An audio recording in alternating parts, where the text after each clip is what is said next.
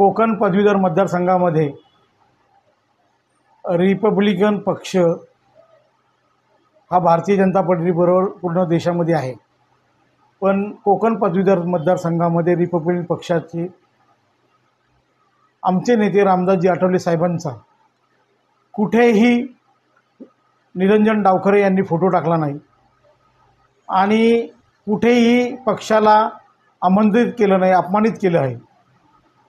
कुठल्याही पक्षाच्या कार्यकर्त्याला या अध्यक्षाला विश्वासात घेतलं नाही। उल्हासनगरमध्ये अनेक बैठका झाल्या, कल्याणमध्ये झाल्या, पूर्ण कोकण परिसरामध्ये झाल्या।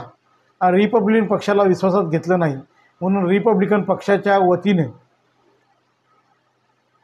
या निवडणुकीमध्ये निरंजन डावखरेला रिपब्लिकन पक्षाचा पाठिंबा नाही।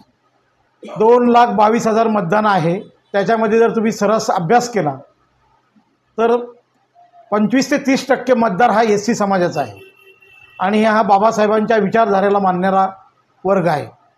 इथे कुठलाही बाबासाहेबांच्या विचारधारेला मानणारा जर पक्ष असेल कोकणात सगळ्यात मोठ्या प्रमाणात तर तो आठवले साहेबांचा पक्ष आहे।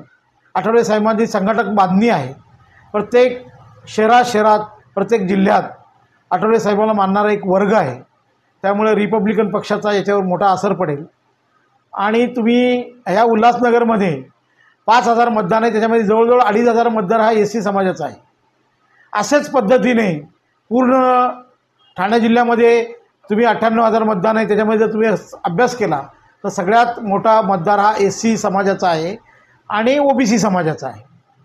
पण तुम्ही जर ओबीसी आणि एस सी समाजाला निरंजन डावखरेने कुठल्याही प्रकारे सहकार्य केलेलं नाही, 10 वर्षामध्ये कुठली एकही काम केलेलं नाही, निधी फक्त स्वतःसाठी कुठे वापरला त्याची चौकशी होणे अत्यावश्यक आहे।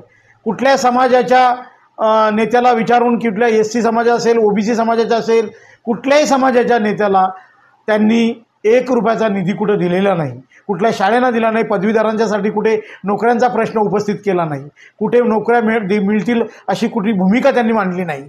म्हणून फक्त शोभेसाठी स्वतःला आमदारकी पाहिजे आणि या भावनेतून त्यांनी हा सगळा 10 वर्ष केलेला खटाटोप आहे। माझी तमाम ओबीसी बांधवांना आणि माझ्या एस सी समाजाच्या तरुण वर्गाला, पदवीधर मतदाराला विनंती आहे का ह्या माणसाला कुठल्या प्रसंगी येणाऱ्या निवडणुकीमध्ये आपण मदत करू नये। समाजाची माणसं एकदा सुरुवात केली आली, आम्ही ही जी स्टेप आता 6-5 दिवसावर इलेक्शन आहे, आता माघार घेण्याचा विषयच नाही।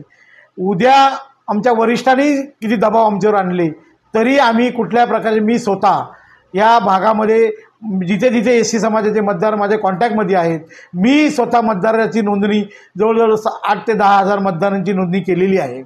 या सगळ्या लोकांना माझ्याकडून संदेश जाईल आणि निरंजन वसंत डावखरे यांना रिपब्लिकन पक्षाचा पाठिंबा नसेल का नाही, त्याच्या स्पर्धी निवडून येणाऱ्या उमेदवाराला त्यांनी मतं द्यावी।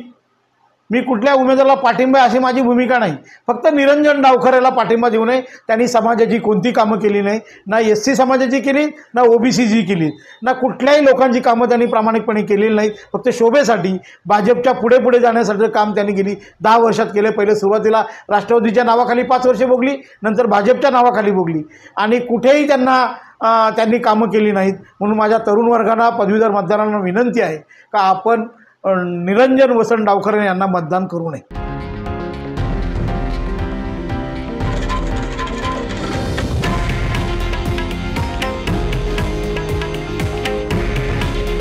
हे आहे देशातील नंबर 1 न्यूज नेटवर्क आणि आपण पाहत आहात TV9 मराठी।